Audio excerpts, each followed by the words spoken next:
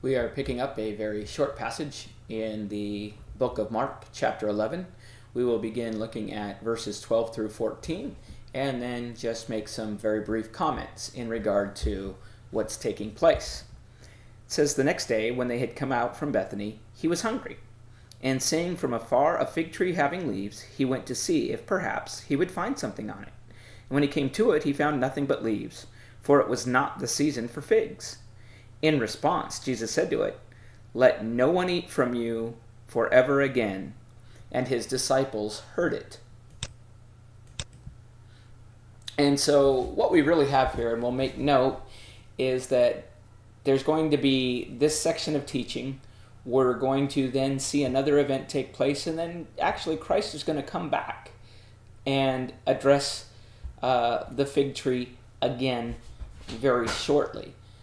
But as we continue and as we look at this right now, one of the things that I did notice, and you may want to make note of when you're studying with someone, is it's good to pay attention to the wording of what we are reading, because it helps us to pick up on key points that we might miss if we rush through.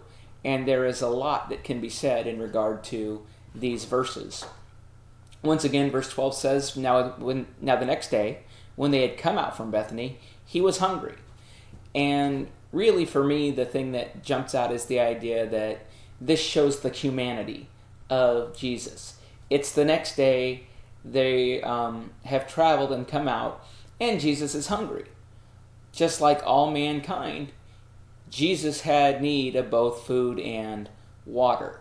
And this is a good reminder to us, and a good reminder to explain to anybody that we study with, that Jesus was in fact all God, but Jesus in fact was all man here on this earth. And so he struggled with, or he dealt with, I shouldn't say struggled, he dealt with the very same things that you and I deal with each and every day.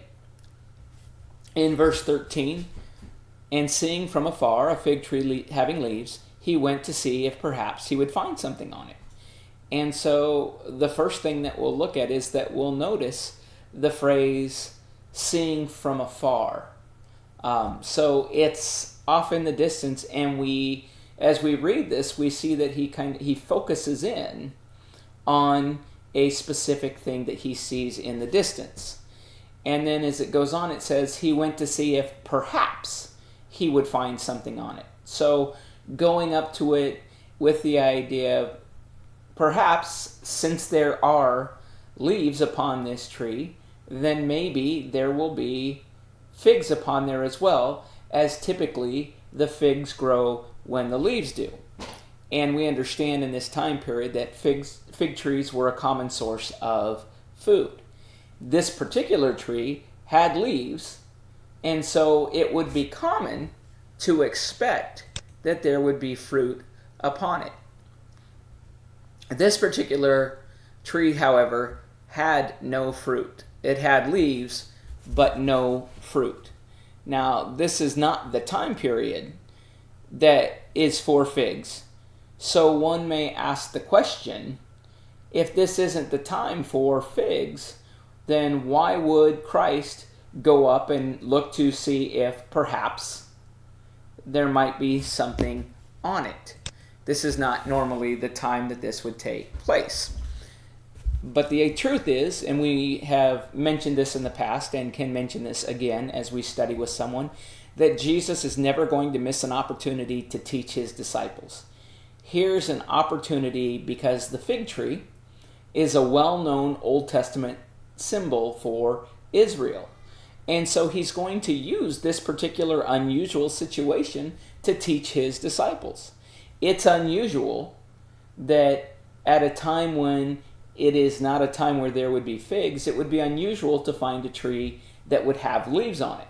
And if it did have leaves on it, it would be unusual for it then to not have the figs as well. And so as we look at this, what the teaching is, or what the teaching becomes, is the tree is going to symbolize the state of Israel. They appeared religious.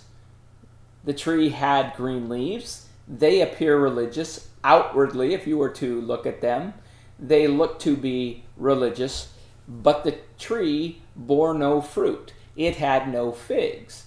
In the case of Israel, Israel was bearing no fruit. They were not following after specifically what Jesus had been teaching.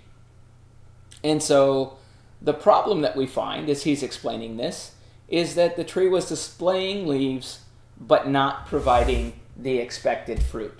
Based on the appearance of the tree, one would expect to find certain things, and that didn't take place.